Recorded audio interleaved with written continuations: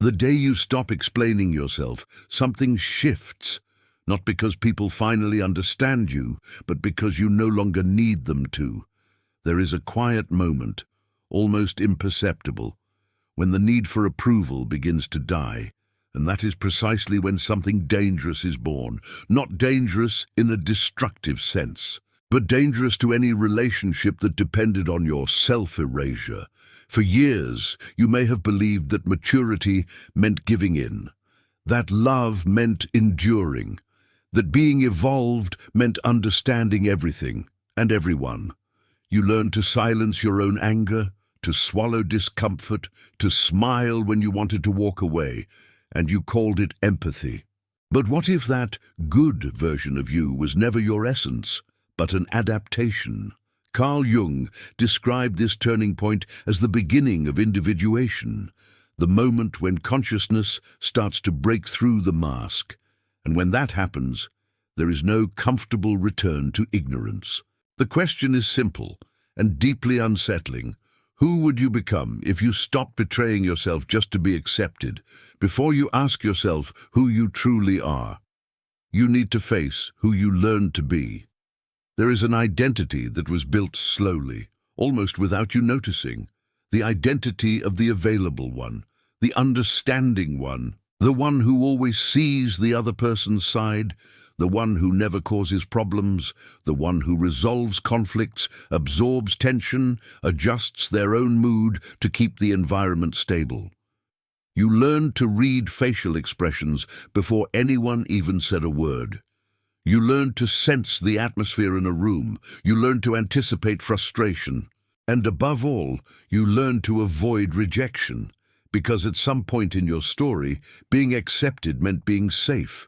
So you developed a refined skill, adapting, shaping yourself, softening your opinions, swallowing your reactions, turning discomfort into understanding, turning anger into silence, turning need into guilt. And over time, it stopped feeling like effort. It became personality. Carl Jung called this structure the persona, the social mask we create to survive and belong. The persona is not false in a moral sense. It is strategic. It is born from the instinct to protect yourself. But the problem begins when you forget that you are wearing a mask. You start to believe that endlessly patient version of you is your essence, that excessive empathy is pure virtue, that constantly saying yes is emotional maturity. But there is a subtle difference between kindness and self-abandonment. When you feel exhausted after social interactions, when you carry emotional weight that isn't yours, when you feel guilty simply for wanting space, something is out of alignment, and perhaps the most uncomfortable thing to admit is this: you weren't just helping. You were trying to make sure you wouldn't be rejected, and you started calling survival love.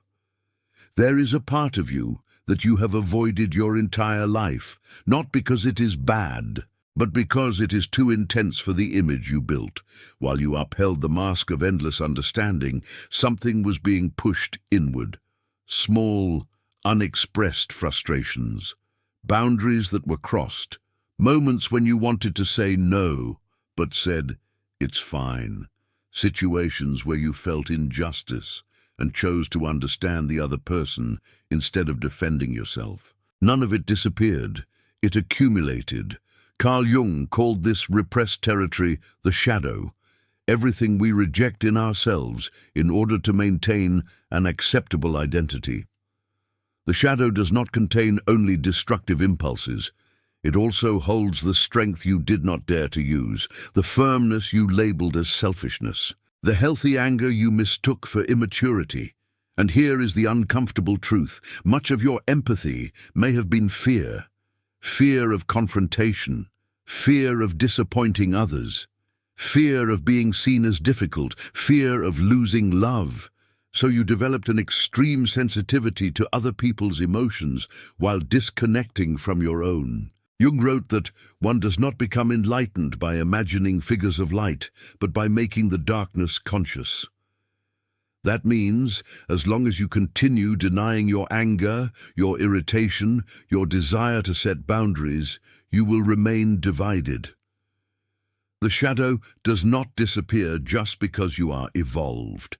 It simply manifests indirectly, as exhaustion, silent resentment, constant anxiety.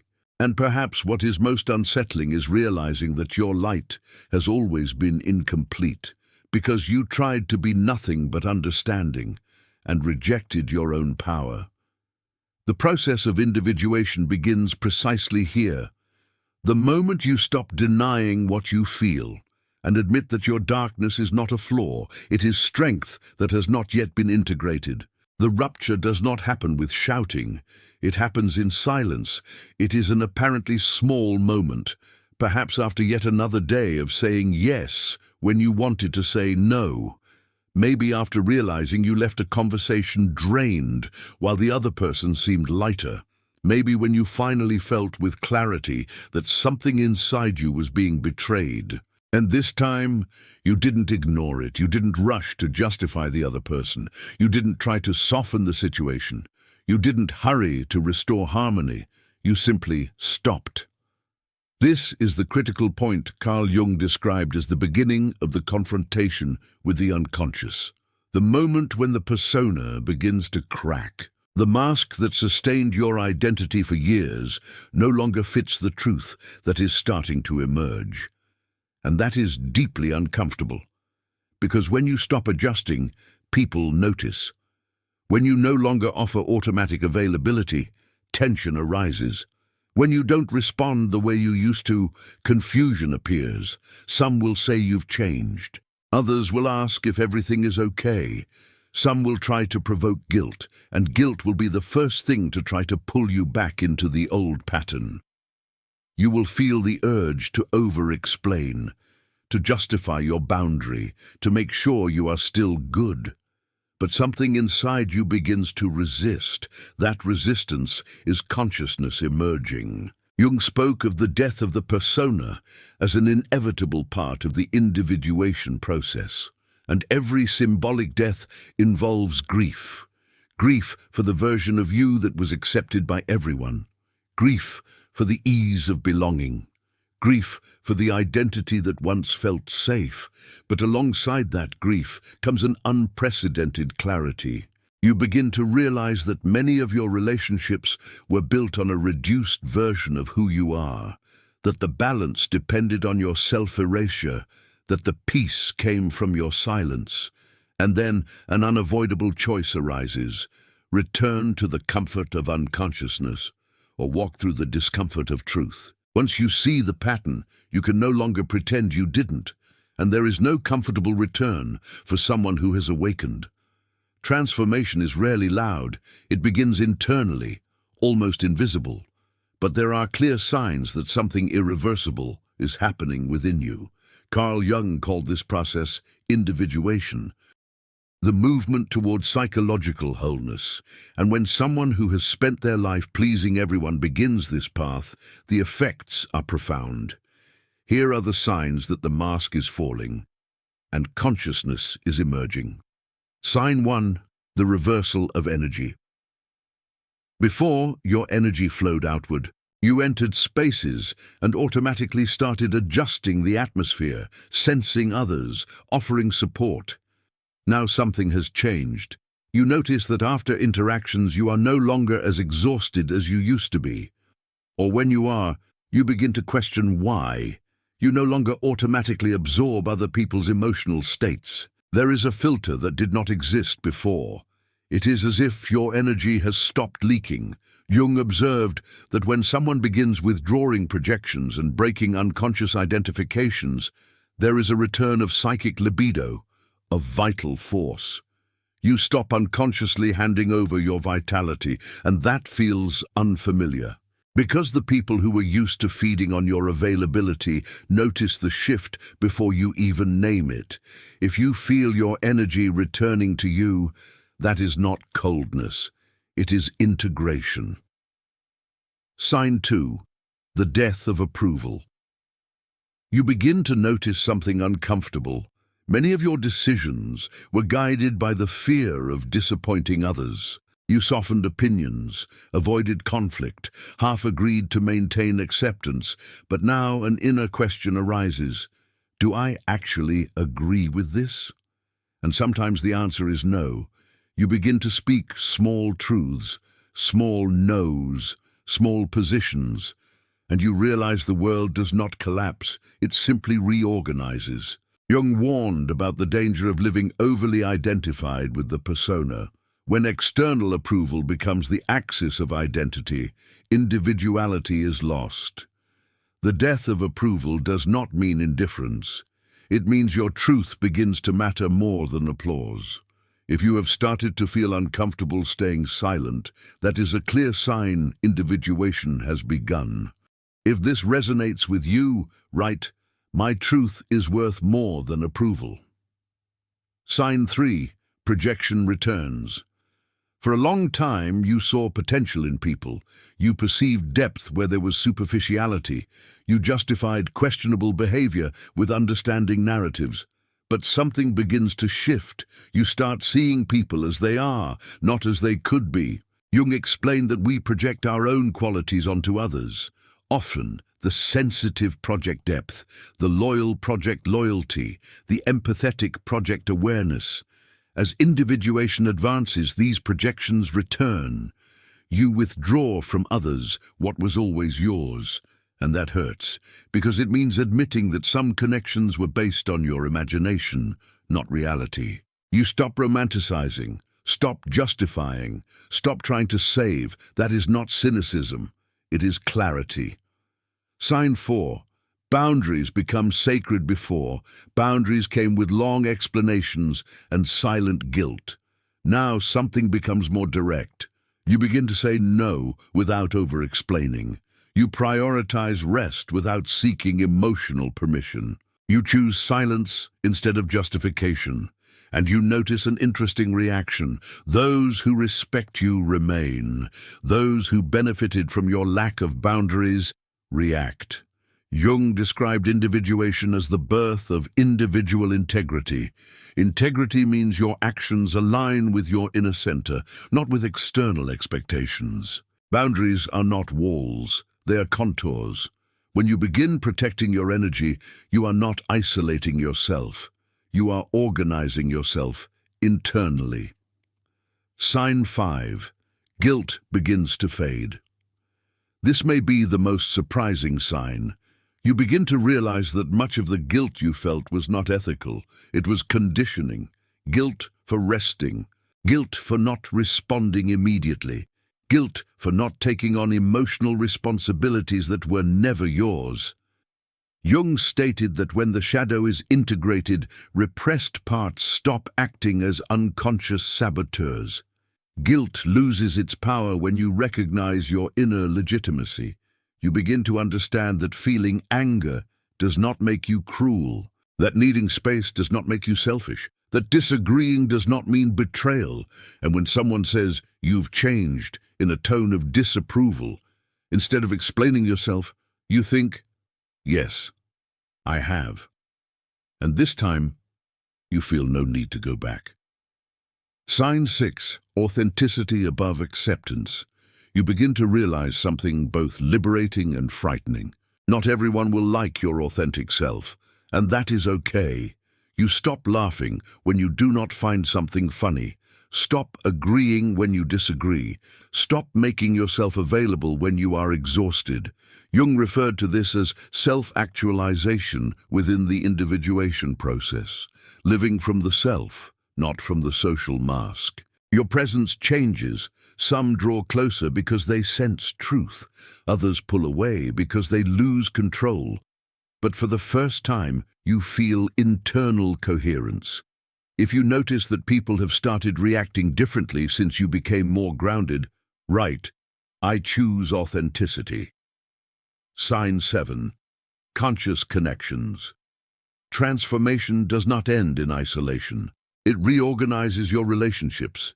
You begin to attract people who do not require you to shrink, relationships that do not depend on your self-erasure, conversations that do not drain you, You learn to feel without absorbing, to help without depleting yourself, to love without losing yourself. Jung described a true encounter between two people as a chemical reaction that transforms both.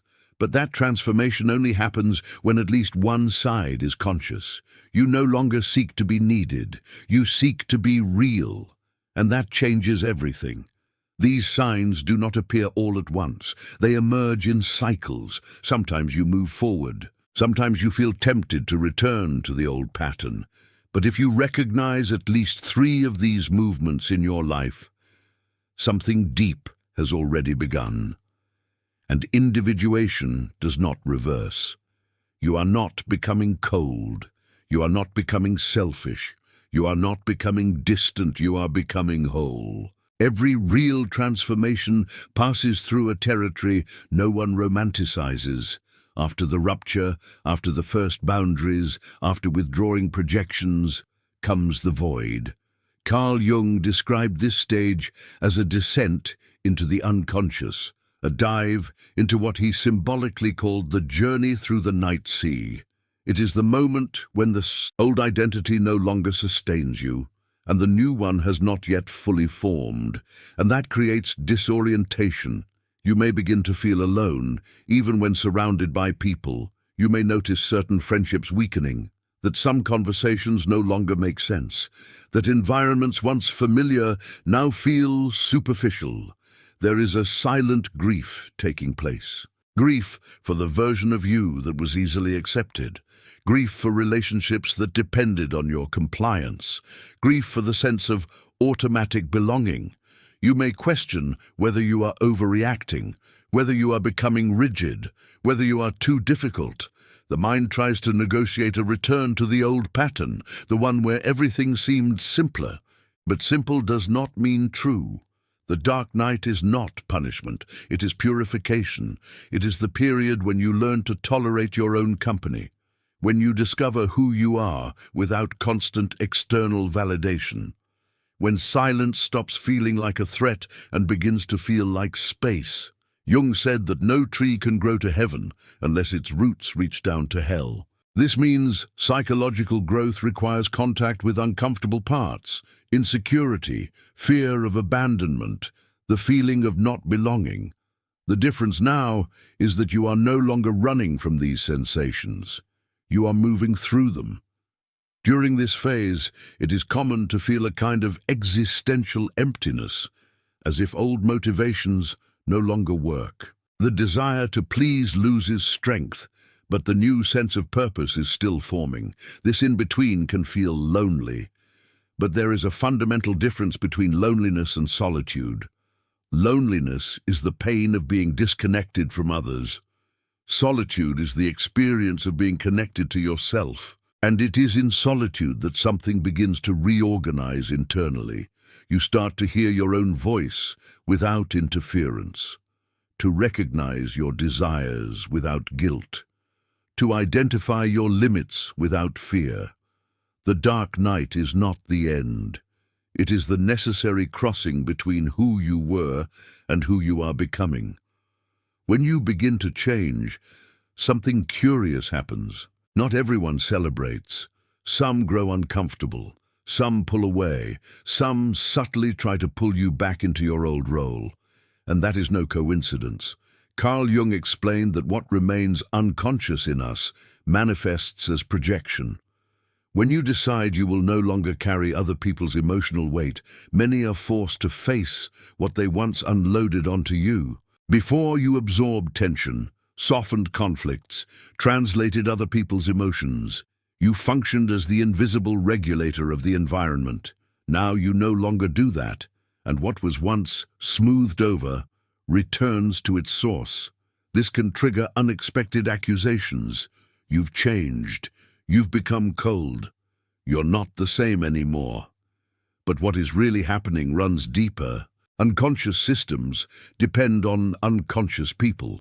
Dynamics built on self-abandonment require someone to keep erasing themselves. When you withdraw your energy from that pattern, the structure loses stability. Jung referred to psychological maturity as inner sovereignty.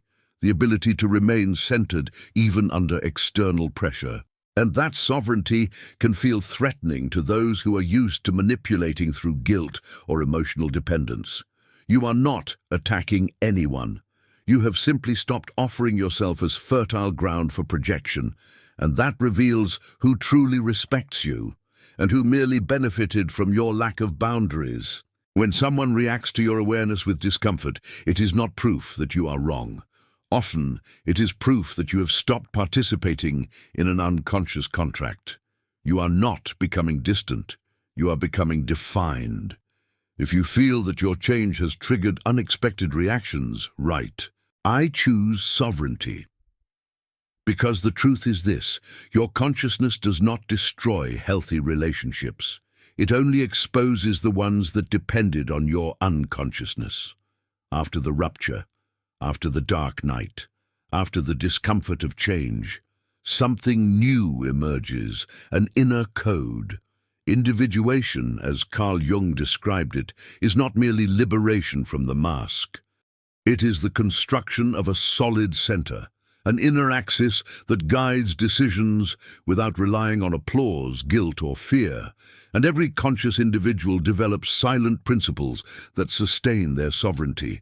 The first is simple, yet powerful. Feel deeply, absorb nothing. You acknowledge emotions, but you do not carry them as if they were yours. Empathy does not mean self-abandonment. The second, give from overflow, never from emptiness. If you are depleted, the answer is no. Healthy love does not grow from exhaustion, it grows from integrity. The third, love without erasing yourself. You can be kind and firm at the same time. You can care without self-neglect. You can remain sensitive and still hold boundaries. The fourth principle is the protection of psychic energy. Jung understood that psychic energy is finite and must be directed consciously. That means choosing where to invest your attention, your time, and your emotional availability. And the fifth, trust your inner authority above external pressure. Your inner voice becomes more reliable than collective expectation. These are not rigid commandments, they are alignments. When you live from this code, something stabilizes within you. Decisions stop being reactive and become conscious. You no longer respond out of fear of rejection, but from inner coherence. The conscious individual is not someone who does not feel. It is someone who feels without losing themselves. And when this code takes root, you realize you no longer need to convince anyone of your transformation. You simply live from it.